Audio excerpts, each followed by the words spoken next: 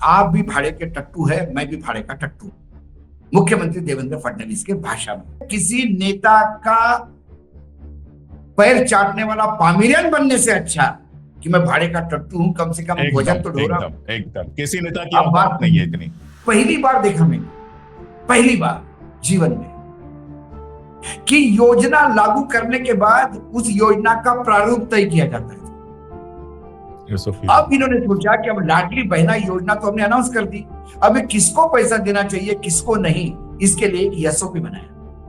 2,40,00,000 में से 92 लाख महिलाओं को डिलीट किया। 92 लाख, 5 लाख नमो शेतकरी योजना के लाभार्थी हैं और करीब करीब 14,000 पुरुष हैं। बंगाल में एसआरआई युद्ध स्तर पे हुआ क्योंकि चुनाव है, और महाराष्ट्र में एसआईआर इसलिए नहीं हुआ क्योंकि चुनाव है। गुड। वहां चुनाव आयोग ने लिख दिया कि हमारे यहाँ चुनाव है, अभी एसआईआर करना मुमकिन नहीं है। और बंगाल में था, बिहार में था, बंगाल में था, क्योंकि जो मतदाता सूची आपको सूट करती है उसको छेड़ना नहीं है, छेड़ना उसी को है जो सूट नहीं करती। आज बैलेट पेपर पे अशोक जी, आज बैलेट पेपर पे चुनाव करवा के दिखाया। पूरा एनडीए 50 विधानसभा सीटों के नीचे सिमट जाएगा। 50 में अतिशयोक्ति नहीं करता। जो मिसिंग लिंक पे बोल रहे हैं वो 1 लाख झूठे मरने के बाद पैदा हुए, ऐसे 1 करोड़ मरने के बाद देवेंद्र फडणवीस पैदा हुए। ये खुद इतने झूठे हैं और ये लोगों को झूठ कहते हैं, इनको शर्म भी नहीं आती। निर्लज्जता का अमृतकाल चल रहा है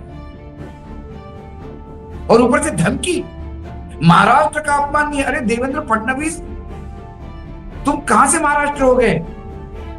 हम तो तुमको नागपुर भी नहीं मानते। महाराष्ट्र तुम्हारे जैसे झूठों का नहीं है। इनके लिए राज्य चलाना मजाक है, इनके लिए सत्ता में बैठना मजाक है, और ये मजाक हमने अपने आप का उड़ाया है। हर मराठी आदमी ने अपना मजाक उड़ाया है देवेंद्र फडणवीस जैसे झूठे और मक्कार आदमी को मुख्यमंत्री पद पर बिठाया। छत्रपति शिवाजी महाराज का प्रदेश है, वहां धमकी देने वालों को मुंहतोड़ जवाब दिया जाता है। मिसिंग लिंक का मुंह बंद हो गया, इसलिए मिसिंग लिंक पे सवाल किया। देवेंद्र फडणवीस उस मिसिंग लिंक में जाएंगे कैसे? कोई आपके पास तरकीब हो तो बताइए। महाराष्ट्र को बदनाम कर रहे हो, 17,000 बोल के महाराष्ट्र को बदनाम कर रहे हो। क्यों? सिंचन घोटाले में 17,000 करोड़ तुम ही बोल रहे थे ना। ये आदमी बैलगाड़ी भर के डॉक्यूमेंट लेके गया था औरंगाबाद बेंच में, वही भाषण दिया था उसने, चक्की पिसिंग एंड पिसिंग। 17,000 करोड़ का गबन का आरोप देवेंद्र फडणवीस आपने लगाया। अजित पवार तब महाराष्ट्र बदनाम नहीं हो रहा था, तब महाराष्ट्र बदनाम नहीं हो रहा था, तब अजित पवार को बदनाम कर रहे थे। क्योंकि आप करो तो सदाचार, दूसरा करे तो व्यभिचार। कब तक चलेगा भाई ये? लेकिन आप सोचिए कि कब तक ये चलेगा कि कोई भारत है तो कोई राम है, चंपत राय को कुछ कह दो तो भगवान राम पर पहुंच जाता है, फडणवीस से सवाल पूछो तो महाराष्ट्र का अपमान हो जाता है, मोदी जी से सवाल पूछो तो इंडिया का अपमान हो जाता है। मतलब भाई साहब, एक ऊपर आदमी अनुपम खेर, अरे भाई तेरा काम एक्टिंग करना है, वही करना है ना, ज्ञान मत दे देश को। बोला घर में चोरी हो तो घर बदनाम होता है क्या?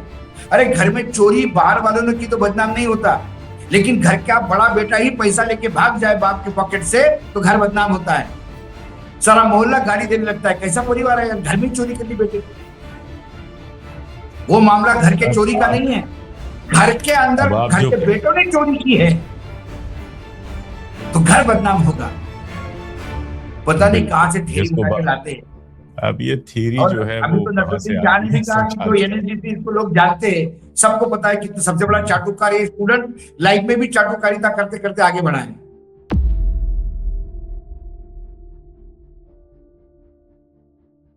नमस्कार, मैं अशोक कुमार पांडे और स्वागत है आपका द क्रेडिबल न्यूज पर। हमारे साथ हैं बड़े भाई, हमारे मित्र और दोस्त और राजनीतिक टिप्पणीकार। परिचय देने की जरूरत नहीं है, लेकिन परिचय देने का रिवाज है, इसलिए मैं दे रहा हूं। अशोक वानखेड़े जी, डबल अशोक के इस प्रोग्राम में आपका एक बार फिर से स्वागत है। अशोक जी, आजकल आप दिल्ली में कम बाहर ज्यादा रह रहे हैं। देश भर में मुद्दे जिस तरह से बढ़ते जा रहे हैं लगातार, मतलब एक टाइम ये था जब किसी भी मंत्री के दफ्तर में घुसना या किसी भी अफसर से खबर निकालना लगभग इन लोगों ने असंभव बना दिया था। आप जा नहीं सकते थे, फलाना चाहिए, ढिमकाना चाहिए, बात नहीं लोग करते थे, डरे रहते थे। अफसर मैं जानता हूं, मैं तो सरकारी नौकर रहा हूं, मेरे साथ काम किए हुए लोग जो हैं मुझसे बात करने में घबराते थे। और आज कंडीशन ये है कि पत्थर उछालो और मुद्दे पर गिरेगा। राम जन्मभूमि चोरी का मामला इन लोगों को लग रहा था दब जाएगा, लेकिन आज कंडीशन गली गली में इसमें बात हो रही है, चौराहे चौराहे पर बात हो रही है, और ये मुद्दा इनको भारी पड़ने वाला है, चाहे इनको जो भी लग रहा हो, कितने भी घमंड में ये रहे। एथेनॉल का मुद्दा है, गडकरी जी कितना भी गरजें, लेकिन नागपुर में भी लोग सुनने वाले नहीं है उनकी बात। जब गाड़ी आप चलाते हैं, किसी को सिखा रहे थे कि ऐसे नापो वैसे नापो, भैया पिछले 20, 25, 30 सालों से गाड़ी हम इस्तेमाल कर रहे हैं, नापने का तरीका एक ही होता है, टैंक फुल करवाओ और देखो कितना चल रही है, और साफ पता चल जाता है कि गाड़ी का कम हो रहा है या ज्यादा हो रहा है। उनकी तरह सरकारी पैसे से पेट्रोल हमारा भरा नहीं जाता है। इसके अलावा भी चाहे मोहन यादव की जमीन लूट का मामला हो, चाहे दूसरे मामले हो, लाड़की बहना में लूट का मामला हो, साफ दिखाई दे रहा है कि भारतीय जनता पार्टी के हाथ से कहीं ना कहीं प्रशासन छूटता जा रहा है। बस इसके बाद अशोक वानखेड़े जी जहां चाहें वहां बात को ले जाएं। ये मुद्दे मुझे दिखाई दे रहे हैं, आपको जो और नजर आया आप बिल्कुल उस पर बात कर सकते हैं। धन्यवाद अशोक भाई। सही कहा आपने कि पहले ये हालत थी कि बिल्कुल कोई मुंह नहीं खोलता था, खबरें समझ में नहीं आती थी। आज के डेट में अशोक भाई जो लोग बोलने वाले हैं उन्हें मुद्दों की कमी इसलिए नहीं कि यही लोग जो एक समय बात नहीं करते थे अब उनके लिए भी अति हो गया, अब वो खुद ही आके खबरें देते हैं। मैं हमेशा कहता हूँ जो जर्नलिज्म में जो हार्डकोर रिपोर्टिंग कर चुके हैं, हम भी रिपोर्टिंग से आए हैं, अभी पिछले कुछ चंद सालों से हम स्टूडियो में बैठ के बात कर रहे हैं, लेकिन हम तो खासी फील्ड रिपोर्टर थे। हमने हमेशा देखा है कि खबरें जो है वो आप सुनते नहीं है, खबरें आपको कोई आके सुनाता है कि भाई साहब ऐसा हो गया। हो सकता है उसका इंटरेस्ट हो कि उसको टेंडर नहीं मिला तो दूसरे को कैसा गलत मिला, हमको तो खबर चाहिए होती है कि खबर मिली और खबर में तथ्य है और कहीं गड़बड़ हो गई है तो ठोक दो। तो आज के डेट में वाकई खबरें टपक पड़ रही है। क्या राम जन्मभूमि में जो लूट हुई या राम मंदिर में जो लूट हुई ये कोई इन्वेस्टिगेटिव जर्नलिज्म था? नहीं, अंदर के लोग अति हो गया, कहीं ना कहीं जमीन जागा और उसने आके या फिर हिस्सा नहीं मिला, या फिर हिस्सा नहीं मिला, दोनों में से कोई एक बात हो सकती है। नहीं मिला नहीं, अब क्या उसको तो बेचारे को हटा ही दिया था। उसने जब बोला कि साहब इसमें चोरी हो रही है तो उसको हटा दिया, तो उसको समझ में आ गया कि ऊपर से नीचे तक चोरी है। फिर वो ठेकेदार ने मुंह खोला, वो बोला मैंने भी कहा था कि 40% ऊपर माल ले रही है, सलिया से लेके सीमेंट से लेके सारा 40% ओवर बिलिंग करवा रहे। तो हमें बोला गया आपका तो पैसा मिल रहा है ना आपको, आप चुप रहिए, आपको मटेरियल मिल रहा है, आप कंस्ट्रक्शन करिए। बोले हमको तो लग रहा था कि राम का काम है, इसमें गड़बड़ नहीं होनी चाहिए। वो बोलने लगे, जमीनों के मामले पहले आ गए थे। तो ये अखंड भ्रष्टाचार में डूबे हुए हैं। लेकिन करोड़ों करोड़ों राम भक्त आहत हुए हैं, उसको लेकर प्रधानमंत्री चुप भी साधे हुए हैं, क्योंकि जब खीरा कटा तो सब में बटा, और उस सब में प्रधानमंत्री कार्यालय भी होना चाहिए। नहीं, एक और वजह है, एक और वजह अशोक जी, एक और वजह है। देखिए मॉरिशस और नेपाल उनको पुरस्कार सम्मान दे सकते हैं, आप क्या सम्मान दे देंगे? अरे मुद्दे पे बोलते जहां सम्मान मिल सकता है। राम मंदिर में, अरे राम मंदिर ने सत्ता में बिठाया सर, राम को बेचा ही इन्होंने। इनके लिए राम धंधा है, व्यापार है, आस्था का विषय नहीं है। मंदिर में प्राण प्रतिष्ठा की जल्दी, अब अधूरे मंदिर में कौन सा धर्म संगत काम हुआ है? सत्यवचनी राम को प्राण प्रतिष्ठा झूठ बोलने वाले लोग कर रहे हैं। प्राण प्रतिष्ठित हो जाएंगे राम, इनके भरोसे बैठे राम। प्रश्न यह है कि आज हर आदमी, चाहे बीजेपी का हो चाहे संघ का स्वयंसेवक हो, आहत है। मुझे कई संघ के स्वयंसेवक जो शाखा लगाती है, बेचारे जो फुट सोल्जर है, रोज कहीं पे भी दिखे तो नहीं अशोक जी आप बहुत ही ज्यादा कड़ा बोलते हो, आप सरकार को समझो अशोक जी, अच्छा काम हो रहा है।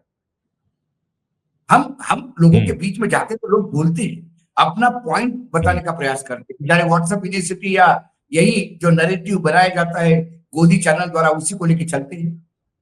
तो डिस्कस, मैं तो कहता हूं जितना टेलीविजन या न्यूज चैनल पे डिस्कशन नहीं होता उससे ज्यादा बाहर होता है। आपको भी लोग घेरते होंगे, अरे क्या बोलते हो यार आप, ऐसा नहीं। बिल्कुल बिल्कुल, 4 लोग आएंगे, उसमें से 2 अंधभक्त होंगे, नहीं नहीं नहीं नहीं आपने उस दिन गलत बोल दिया अशोक जी, फिर उसको समझाना पड़ता है।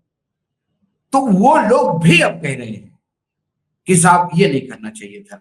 सब कुछ करते, चलो सत्ता चलानी, सरकार चलानी है, पार्टी चलानी है, चुनाव लड़ना पड़ता है, थोड़ा बहुत ऊपर नीचे होता है, लेकिन राम के साथ नहीं करना चाहिए था।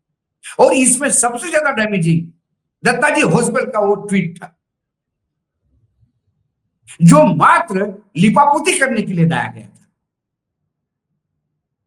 और एक लाइन से पूरे देश को उन्होंने धर्मद्रोही कह दिया, रामद्रोही कह दिया, हिंदुत्व के खिलाफ बोल दिया। अरे राम के घर में डाका पड़ा है, हम ये भी नहीं बोल पाए तो हम काहे के राम भक्त। और इसके बारे में बोलो मत, ये बोलने वाले राम भक्त, ये तो रावण भक्त भी नहीं हो सकते। रावण भी इनको अपना भक्त नहीं बनाएगा, वो भी पढ़ा लिखा और ज्ञानी आदमी था, और चोर नहीं था। चोर नहीं था। क्या हुआ, चंपत राय अभी तक वहां से निकाले गए, लेकिन चंपत राय ने अभी तक वो छोड़ा नहीं। और क्या नाम, तीर्थ था स्थान, क्या बोलते उसको, उनके जगह को, जहां चंपत राय रहते वो नरक ही होगा, क्योंकि ऐसी दुष्ट आत्माएं वहीं रहती है। क्या चंपत राय का पहला रिकॉर्ड देखा नहीं इन्होंने, कैसी इन्होंने गौशालाएं हड़पी है इनके परिवार ने। तब विनीत नारायण पर एफआईआर हुआ था, क्या हुआ, हाईकोर्ट ने एफआईआर स्क्वाश करके पुलिस को स्ट्रिक्चर पास किए कि विसल ब्लोअर को आप एफआईआर करते हैं। क्या हुआ उस केस का आगे, कुछ नहीं। जब ये सारा बैकग्राउंड मालूम होते हुए भी, और क्या नरेशन, वो एक टिन्नू यादव मिल गया उसमें, तो बोले अखिलेश का आदमी होगा। सर यादव ऐसे 18 साल ड्राइवर रखा उसने। उसमें भी सर निशिकांत दुबे को माफी मांगनी पड़ी फाइनली, जब उन्होंने कहा कि अखिलेश से 90 बार बात हुई थी तो माफी मांगनी पड़ी बाकायदा। माफी मांगनी पड़ी ना। निशिकांत दुबे कोई, देखिए निशिकांत दुबे की माफी मांगना भी अखिलेश का अपमान है, क्योंकि माफी भी कौन मांगे इस पे डिपेंड करता है। एक बहुत ही छिछोरा आदमी है ये, हर टाइम पे कभी किसी को गाली दे, कभी किसी को गाली दे, कभी अभी पिछली बार नवीन पटनायक के पिता के बारे में कुछ बोल दिया था, फिर सीआईए के एजेंट है बोले, सारी ज्ञान इसी को पता प्राप्त होता है। तो बीजेपी ने कुछ लोग ऐसे रखे हैं कि तुम भोगते रहो ऐसे, और वो भोगते हैं। तो कुल मिलाकर राम जन्मभूमि, ये जनमानस, किसान, ग्रामीण क्षेत्र में हर जगह लोग आहत है। अभी प्रतिनिधि सभा चल रही है बेलगांव में संघ की, सारा डिस्कशन इसी पे हो रहा है कि नैरेटिव बदले कैसे हो।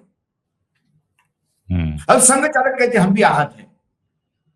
संघ चालक को कितने दिन पहले बोला गया था कि यहां चोरी हो रही है। संघ चालक को जाके मिल के आए थे कोई कि साहब देखिए ये बहुत भयानक कांड हो रहा है वहां पे। उन्हें कहा मैं देखता हूं। क्या हुआ आगे, क्यों नहीं देखा,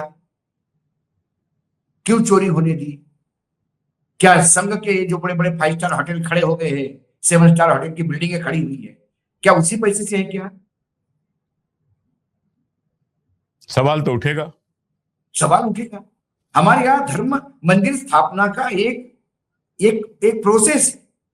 मंदिर में प्राण प्रतिष्ठा कौन करेगा, हर चीज का एक प्रोसेस है। संघ चालक कहां से आके बैठ गए उसमें। रथ यात्रा निकाले अडवाणी, प्राण प्रतिष्ठा करे मोहन भागवत जी, और अडवाणी जी बापड़े को निकलने भी नहीं दिया घर से, बोले बीमार है बीमार है बीमार है। ये संघियों का बहुत अच्छा है। मुझे याद है मध्य प्रदेश में कैलाश जोशी एक मंत्री हुआ करते थे, मुख्यमंत्री। उनको इतना बदनाम किया गया, अरे बोले ये सोते हैं। कैलाश जी अंदर बैठे कमरे में, कोई आता था कैलाश जी से मिलना है, बोले सो गए। बोले तो ऑफिस में ही है, बोले वो चेयर पे सो गए। क्या करें, पूरे देश में हो गए कि कैलाश जोशी सोते हैं। बेचारे को मुख्यमंत्री पद से हटाया, बोला नहीं सोते हुए मुख्यमंत्री नहीं चाहिए। ये प्रोपेगेंडा फैलाते हैं। अभी इनका सांसद गोंडा का पूर्व सांसद, वो भी कहता है मुझे तो पहले दिन से मालूम है, मैं अयोध्या हनुमानगढ़ी जाता हूँ लेकिन मैं राम मंदिर कभी नहीं जाता, राम है नहीं वहां पे, ये सब भ्रष्टाचारी अड्डा है, मुझे पता है, मैं मुंह खोल दूंगा तो बहुत कुछ होगा। और हर आदमी कहता है मुंह खोल दूंगा तो बहुत कुछ होगा, ऐसा क्या है। एक गोविंद गिरी हमारे यहाँ फ्रॉड है, वो जो संत तुकाराम और संत ज्ञानेश जी को नकारता है, और संत रामदास स्वामी को स्थापित करने का प्रयास करता है। अरे कभी संतों में लड़ाई नहीं हुई, तू क्यों दुकान चला रहा भाई अपनी? उसको पूछा तुम इस्तीफा दो, बोले मैं क्यों इस्तीफा दूं? अरे ट्रेजरर है, कोषाध्यक्ष ही कोष के लिए जिम्मेदार होता है, ये दान भी कोष का ही हिस्सा है। बोले मैं तो जाता ही नहीं था, मेरे पास समय नहीं था। अरे समय नहीं था तो काहे बना भाई? कोई पीले चावल लेके आए तो छोड़ दे। बिल्कुल। लेकिन प्रधानमंत्री कार्यालय ने इनको बड़ा पिक एंड चूज किया। प्रधानमंत्री कार्यालय के बड़े वरिष्ठ अधिकारी ट्रस्ट पे है। क्या देख रहे थे वो? भांग खा के सो गए थे क्या? तो लोग सवाल पूछ रहे, 25% ऑक्यूपेंसी रह गई होटल की। लोग ने जाना छोड़ दिया मंदिर में, क्योंकि एक बार लोगों की राम में सबकी आस्था है। देखिए, क्या राम मंदिर नहीं बना था तो राम पूजा नहीं जाते थे क्या? क्या राम में नवमी नहीं बनती थी? बिल्कुल बिल्कुल। अरे इस देश ने तो, ये लोग पैदा होने के पहले से लोग राम राम कहते हैं एक दूसरे को।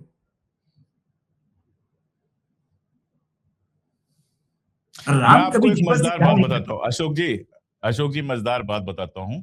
गोलवरकर की किताब जो है, जिसमें उनके सारे इंटरव्यूज वगैरह सब इकट्ठा किए गए हैं, उसमें एक सवाल उनसे पूछा गया। उनसे कहा गया कि क्या आपके लोग राजनीति में भी जाते हैं? तो उन्होंने कहा कि संघ जो है, संघ का जो सरसंघ चालक होता है वो मदारी होता है, और बाकी सब जो संघ के कार्यकर्ता होते हैं वो जमूरे होते हैं। हम कभी कह देते हैं जाओ पत्रकार बनो, तो वो पत्रकार की भूमिका निभाने लगता है। हम कभी कह देते हैं राजनीति करो, तो नेता की भूमिका निभाने लगता है। तो वैसे ही मुझे लगता है कि संघ ने अपने संत बना दिए हैं। उनसे कहा जाओ तुम संत की एक्टिंग करो। अब अंदर से तो संत है नहीं, संत बना दिया गया है, उनको मंदिर में ले जाके बिठा दिया गया है, तो जो करना है वो कर रहे हैं। लेकिन एक मिनट में आपको रोकूंगा, लाडकी बहना योजना का कितना असर है? क्योंकि मुझे याद है, आज मैंने आपको बुलाया भी इसीलिए, वो मेरे मन दिमाग में था कि जब लाडकी बहना योजना लागू हुई थी तब आपने कहा था, और मेरे चैनल पे कहा था, मैं वो वीडियो ढूंढ के निकाल सकता हूं, कि ये भ्रष्टाचार का पूरा एक केंद्र बन गया है। इसमें लोगों के जो नाम रखे गए हैं उसमें बहुत सारी गड़बड़ियां हैं। सिर्फ वोट के लिए, सिर्फ चुनाव के लिए ये सारा कुछ किया गया है। और आपने कहा था देखिएगा अशोक भाई, जिस दिन ये खुलेगा बहुत बड़ा भ्रष्टाचार लगेगा। अब सीएजी ने उसको खोल दिया है। 2014 के पहले अगर होता तो भ्रष्टाचार होता, 2014 के बाद है तो सब खामोश हैं। तो जो आपने कहा था वो बिल्कुल सही साबित हुआ है। जो जमीन पर आप देख के आए थे वो इस पे कागज में आ बात गया। करने का मतलब, इस पे अभी बात हम दोनों करेंगे, तो उसके पहले हमें अपने आप को टैग करवाना होगा। आप भी भाड़े के टट्टू है, मैं भी भाड़े का टट्टू हूं। मुख्यमंत्री देवेंद्र फडणवीस के भाषा में एकदम जो सवाल पूछेगा वो हमें जनता ने भाड़े पर रखा है और हम उसके टट्टू। नहीं, हमने कहा ना, हम जनता का भाड़ा खंधे पे लेके निकलते हैं, जनता का भाड़ा खंधे पे निकलते हैं, और हम टट्टू बनने को तैयार है। किसी नेता का पैर चाटने वाला पामिरियन बनने से अच्छा कि मैं भाड़े का टट्टू हूं, कम से कम वजन तो ढो रहा हूं। एकदम किसी नेता की औकात नहीं है इतनी। बिल्कुल। मैं थोड़ा पीछे ले जाता हूं। 2024 के चुनाव जी, भारतीय जनता पार्टी को 48 में से 9 सीटें, single digit. Ajit Pawar 1 seat, Sunil Tatkare की 1 सीट, एकनाथ शिंदे ठाणे की अपने बेटे की, और 2-3 सीटें उसने उससे उठवाई मराठवाड़ा से, जरांगे की वजह से, मराठा चेहरा करके 5 सीटें, टोटल 15 सीटें 48 में से। ये समझ गए थे कि सत्ता में वापस आना मुश्किल है। 3 महीने बाद विधानसभा थी। इसी 3-4 महीने में एकाएक एसआईआर में, मतलब मतदाता सूची में, हजारों के तादाद में नाम बढ़ा दिए, लाखों मतदाता जुड़ गए। वीके पाटिल, अहमदनगर, बहुत बड़े एजुकेशन, शुगर मिल भी है, एजुकेशन हब है बहुत बड़ा। सारे कॉलेज के लड़कों को उन्होंने वोटर बना दिया अपने कॉन्स्टिट्यूंसी का। 18,000 वोट कॉलेज के बसों से आए और बच्चे वोट डाल के चले गए। ऐसे उन्होंने हर कॉन्स्टिट्यूंसी में किया। लेकिन लोग पूछते हैं, ऐसा 3 महीने में आपने क्या किया कि आप इतने भारी तादाद में? तो ये सारा ओपन हो जाता, भ्रष्टाचार जो व्याभिचार किया लोकतंत्र के साथ, वो ओपन हो जाता। फिर इन्होंने उधार के सिंदूर लिया मध्य प्रदेश से, लाडली बहना। अब ये योजना इन्होंने 28 जून 2024 को सैंक्शन कर दी। सितंबर में चुनाव थे, जून 28 को योजना शुरू कर दी, जुलाई में 1500 रुपए पेमेंट दिया। और मेरी कुछ कलेक्टर से बात हुई कल, जो कुछ आईएएस अधिकारियों की जो उस टाइम पे कलेक्टर थे। मैंने बोला कैसा क्या इतना गड़बड़ होगी? बोले उस टाइम इंस्ट्रक्शन था जो अप्लाई करे उसको देखो। तो 2,40,00,000 महिला लाभार्थी निकली, 1500 रुपए मिल रहे, सबने अप्लाई किया बिना देखे, क्योंकि इनके पास कोई स्टैंडर्ड प्रोसीजर ही नहीं था, एसओपी ही नहीं था। बस पैसा बांटो, लाडली बहना, बहनों को पैसा दो दो। और अगस्त में तो 2 महीने का पेमेंट दे दिया, आगे वाले महीने का भी पेमेंट दे दिया कि आचार संहिता लग जाए तो नहीं दे देंगे। तो लोगों के पास 4,500 रुपए आ गए हर महिला के पास। तो ये कैमोफ्लेज था, ये सामने था कि 4,500 रुपए महिला का अकाउंट में गए, इसलिए हमको वोट दिया। मैं कहता हूं वो वोट खरीदी किया गया। तब भी मैंने आपके चैनल पे कहा था कि ये वोट खरीदने का मामला है।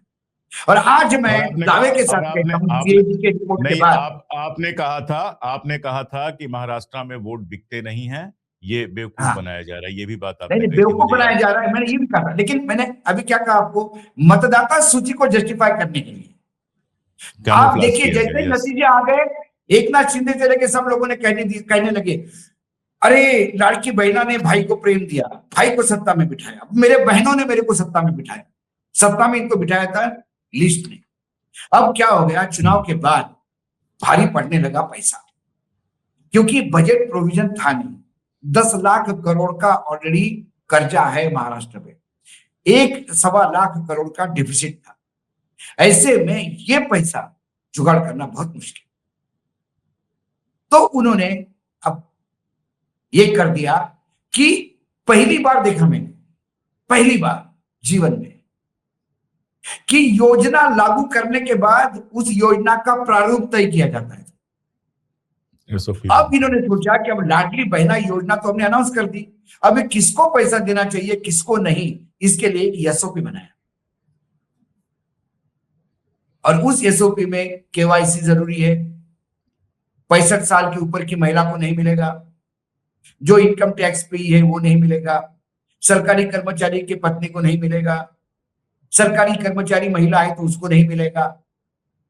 उसके बाद एक नमो शेतकरी योजना है, किसान योजना, उसके लाभार्थी को भी नहीं मिलेगा। ये क्राइटेरिया बनाया और इस क्राइटेरिया के तहत 2,40,00,000 में से 92 लाख महिलाओं को डिलीट किया। 92 लाख, दैट अमाउंट टू 38%। 38%। अब इस 38% में कौन कौन है? 50 से 55 लाख केवाईसी वाली है, no KYC. 12 lakh more income वाली है, इनकम स्लैब नहीं बढ़ती। 12 लाख आईटी पेयर है कि जो इनकम टैक्स दे रही है, इनकम टैक्स पे कर रही है, लगता है उसका इनकम टैक्स। बाकी इनकम टैक्स 0 है, लेकिन इनकम स्लैब के ऊपर है। 4.5 लाख 65 साल के ऊपर के हैं। 5 लाख नमो शेतकरी योजना के लाभार्थी हैं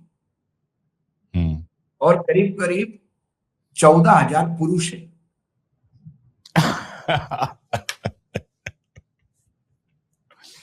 ठीक है। तो जो मेरे पास आंकड़ा आया है वो आंकड़ा ये कि करीब करीब जो सीएजी ने कहा कि कितना भाई तुमको,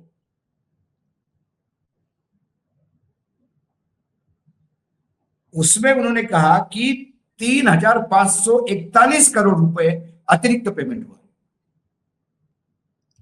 ये 92 लाख महिलाएं आज निकाली गई है सर। तो जब तक ये निकाली नहीं गई थी तब तक तो इनको लाडली बहना का पेमेंट मिल ही रहा था। बिल्कुल बिल्कुल। उनमें वो पुरुष भी है 14,000।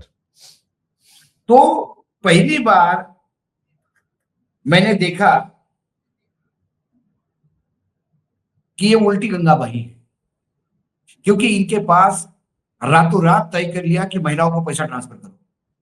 किसको करो? अरे अभी तो करो, जो जो मांगे उसको दे दो ताकि वोट पक्के कर ले। It was pure purchase of votes. ये लोकतंत्र में है। और ये आदमी जनता ने हम पे विश्वास रखा, जनता ने हमें विश्वास रखा करके चिल्लाता है। वो जो मतदाता सूची बनी विधानसभा में, उसी मतदाता सूची पे अभी स्थानीय निकाय के चुनाव हुए। स्थानीय निकाय के चुनाव के लिए बहुत समय था, लेकिन बंगाल में एसआईआर युद्ध स्तर पे हुआ क्योंकि चुनाव है, और महाराष्ट्र में एसआईआर इसलिए नहीं हुआ क्योंकि चुनाव है। क्योंकि चुनाव है। गुड। वहां चुनाव आयोग ने लिख दिया कि हमारे यहाँ चुनाव है, अभी एसआईआर करना मुमकिन नहीं है। और बंगाल में था, बिहार में था, बंगाल में था, क्योंकि जो मतदाता सूची आपको सूट करती है उसको छेड़ना नहीं है। छेड़ना उसी को है जो सूट नहीं करती। वाह। आज बैलेट पेपर पे अशोक जी, आज बैलेट पेपर पे चुनाव करवा के दिखाया।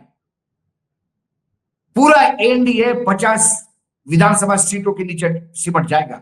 50, मैं अतिशयोक्ति नहीं करता, मैं एक सीट का ब्यौरा दे सकता हूं। 50 सीटों में निपट जाएंगे। ये वही महाराष्ट्र है जो चुनाव आयोग करता था कि हारने के बाद लोग आते हैं। एक जीता हुआ उम्मीदवार आया, एमएलए। हाँ, बिल्कुल बिल्कुल बिल्कुल। और उसने करीब करीब 1 लाख अफिडेविट दिए बोरे में भर के, और वो स्टैंप पेपर पे पैसे लगा के चुनाव आयोग को कि मेरे यहां एक बार बैलेट पेपर से फिर से चुनाव किया जाए।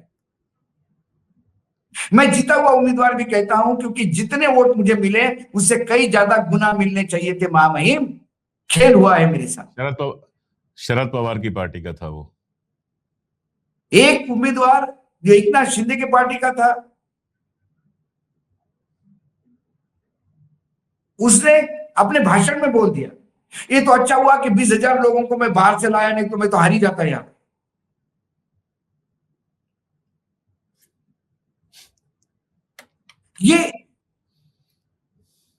ये क्या है?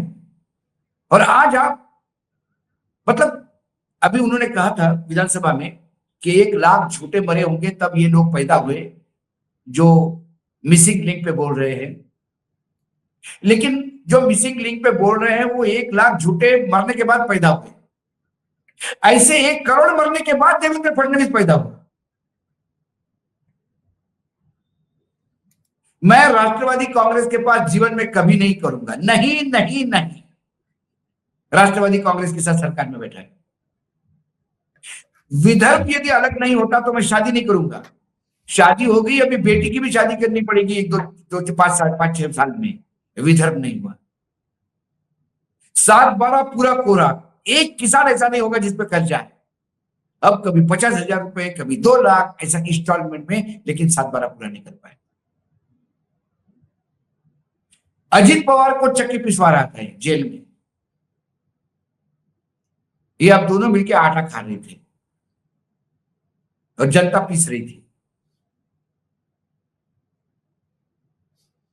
ये खुद इतने झूठे हैं और ये लोगों को झूठ कहते हैं, इनको शर्म भी नहीं आती। निर्लज्जता का अमृतकाल चल रहा है और ऊपर से धमकी। महाराष्ट्र का अपमान नहीं। अरे देवेंद्र फडणवीस, तुम कहां से महाराष्ट्र हो गए? हम तो तुमको नागपुर भी नहीं मानते। जैसे मोदी देश हो गए वो महाराष्ट्र हो गए। बस ऊपर से कॉपी करना। ट्रंप बोलता है मुझे मारा तो अमेरिका पे हमला। मोदी जी कहता है मुझ पे बोला तो देश को बदनाम कर रहे हो। फडणवीस बोलता है मुझे बोला तो महाराष्ट्र बदनाम कर रहे हो। महाराष्ट्र तुम्हारे जैसे झूठों का नहीं है। यह महाराष्ट्र बहुत बड़े बड़े लोगों की भूमि रही है। गलती से सत्ता में बैठ गए इसका मतलब ये नहीं कि महाराष्ट्र हो गए। हम तो आपको नागपुर से भी छोटा मानते हैं।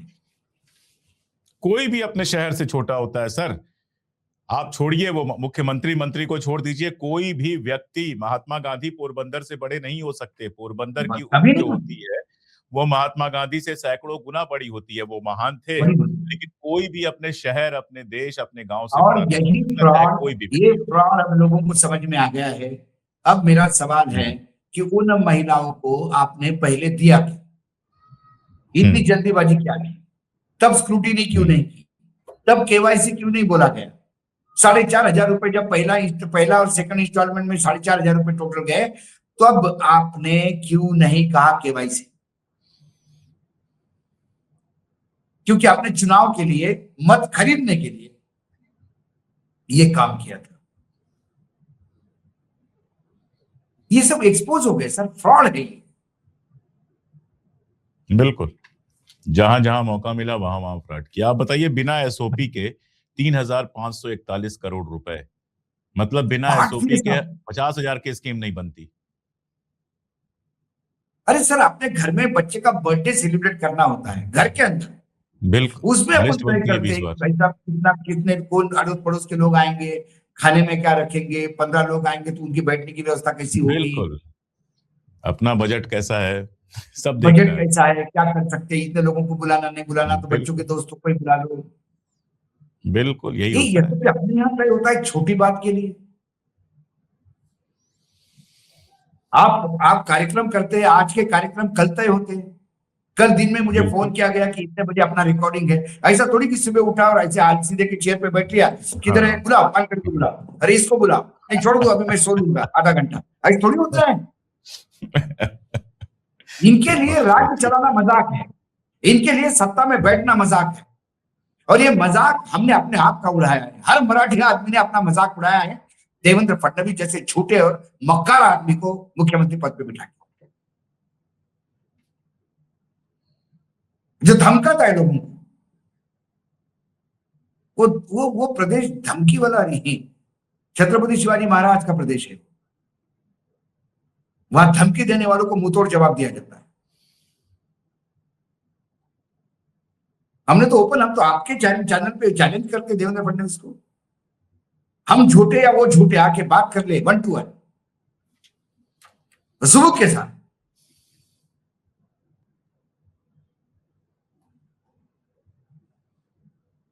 तो कई चीजें, कई भ्रष्टाचार की चीजें महाराष्ट्र में, तो इतना भ्रष्टाचार है सर।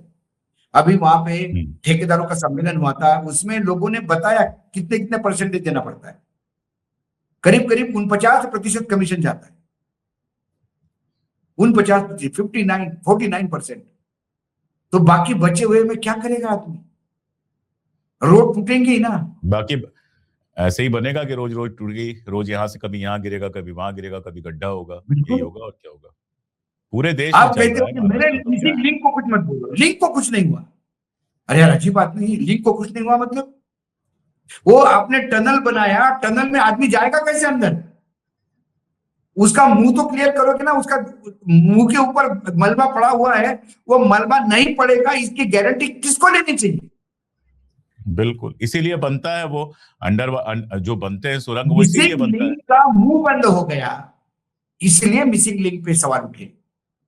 मिसिंग बिल्कुल, लिंक से 200 मीटर मलबा गिरता तो कोई आपको दोष नहीं देता मिसिंग लिंक। बिल्कुल ठीक बात है। जब पृथ्वीराज चौहान ने मिसिंग लिंक का प्रोजेक्ट किया, ये कल्पना ही कांग्रेस सरकार की थी। उसपे पहला ऐसा टनल बन रहा था जो एक डैम के नीचे से जाएगा, तो डैम के पानी का प्रेशर भी लेगा, बहुत सारी चीजें थी उसमें। एक पॉइंट ये भी था कि वो जो एरिया है वो इतना फ्रजाइल है, वहां से लैंडस्लाइड बहुत होती है,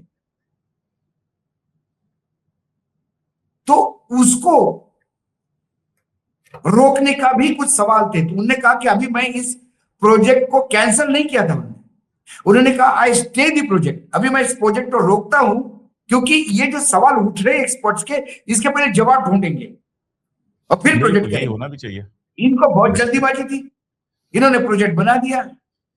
ये भूल गए कि बरसात में ऊपर से मुंह बंद हो गए तो कैसा करेंगे। मैंने आपको गाड़ी गिफ्ट कर दी सर, आप बड़े सब लोग तालियां बजा रहे, देखो वानखड़ी जी का कितना दिल बड़ा है, बड़ी गाड़ी गिफ्ट कर दी जी, फॉर्च्यूनर गिफ्ट कर दिया अशोक भाई को। उसकी चाबी दी नहीं मैंने आपको। गाड़ी घर पे खोल, लोग बोले घूम क्यों नहीं रहे हो गाड़ी में? बोले मेरे को अंदर कैसे जाऊं, चाबी नहीं दे के गया वो। ये देवेंद्र फडणवीस है। सही है। मिसिंग लिंक ठीक है, मैं बोलूंगा नहीं नहीं अशोक भाई झूठ बोलते हैं, अशोक भाई देखो भाड़े के टट्टू है ये मुझ पे। अरे खुद ही नहीं घूम रहे गाड़ी में, मैंने तो गाड़ी दी, गाड़ी देखी ना भाई साहब आपने, गेट के बाहर खड़ी है, गाड़ी पे एक स्क्रैच, नई गाड़ी है, टायर नए हैं, सब नया दिखता है। बोले हाँ भाई साहब। अरे चाबी कौन देगा रे आका मेरे? देवेंद्र फडणवीस उस मिसिंग लिंक में जाएंगे कैसे? कोई आपके पास तरकीब हो तो बताइए। गजब, ऐसे तर्क देते साहब, ऐसे तर्क देते। महाराष्ट्र को बदनाम कर रहे हो, 17,000 बोल के महाराष्ट्र को बदनाम कर रहे हो। क्यों? सिंचन घोटाले में 17,000 करोड़ तुम ही बोल रहे थे ना। ये आदमी बैलगाड़ी भर के डॉक्यूमेंट लेके गया था औरंगाबाद बेंच पे, वही भाषण दिया था उसने, चक्के पिसिंग एंड पिसिंग। 17,000 करोड़ का गबन का आरोप देवेंद्र फडणवीस आपने लगाया, अजित पवार पे। तब महाराष्ट्र बदनाम नहीं हो रहा था। तब अजित पवार महाराष्ट्र की कैबिनेट में मंत्री नहीं थे।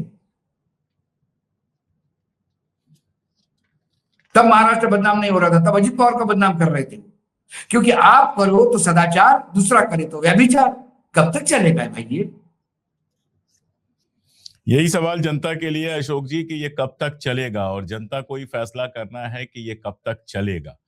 हमारा काम है, हम तो अपनी बात लगातार कर ही रहे हैं, कह ही रहे हैं और कहते रहेंगे जब तक गला घोंट के आवाज बंद नहीं कर दी जाती। लेकिन आप सोचिए कि कब तक ये चलेगा कि कोई भारत है तो कोई राम है, चंपत राय को कुछ कह दो तो भगवान राम पर पहुंच जाता है, फडणवीस से सवाल पूछो तो महाराष्ट्र का अपमान हो जाता है, मोदी जी से सवाल पूछो तो इंडिया का अपमान हो जाता है। मतलब भाई साहब, एक ऊपर आदमी अनुपम खेर, अरे भाई तेरा काम एक्टिंग करना है, वही करना है यार, ज्ञान मत दे देश को। बोला घर में चोरी हुई तो घर बदनाम होता है क्या?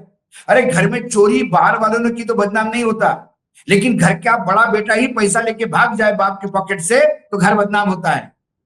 सारा मोहल्ला गाली देने लगता है, कैसा परिवार है यार, घर में चोरी कर ली बेटे की। वो मामला घर के चोरी का नहीं है, घर के अंदर घर के बेटों ने चोरी की है तो घर बदनाम होगा। पता नहीं कहां से थ्योरी उठा के लाते हैं। अब ये थ्योरी जो है अभी वो तो नटुद्दीन शाह ने कहा कि जो एनएसडीसी इसको लोग जानते हैं, सबको पता है कि तो सबसे बड़ा चाटुकार ये स्टूडेंट लाइफ में भी चाटुकारिता करते करते आगे बढ़ा है। तो बस मुझे लगता है यहीं पे बात खत्म कर देते हैं, क्योंकि तो राम की बात चल रही है, हरि अनंत हरि कथा अनंता है, खींचते जाएंगे तो खींचते जाएंगे। एक लाइन में बात बस इतनी है कि आपके सामने ये सब कुछ हो रहा है और नंगी आंख से दिखाई दे रहा है। इसके लिए किसी रिपोर्ट की, किसी खोजी रिपोर्ट की, किसी रिसर्च की जरूरत नहीं है। अगर इतने सब के बाद भी आपको लग रहा है कि सब चंगा सी, तो यकीन जानिए कि आपके रेफ्रिजरेटर में जो बर्फ जमी है उसको शिवलिंग मान के आप पूजने लगेंगे, रेफ्रिजरेटर को भी सत्यानाश करेंगे और अपना भी सत्यानाश करेंगे। बस आज के लिए इतना ही, बहुत शुक्रिया।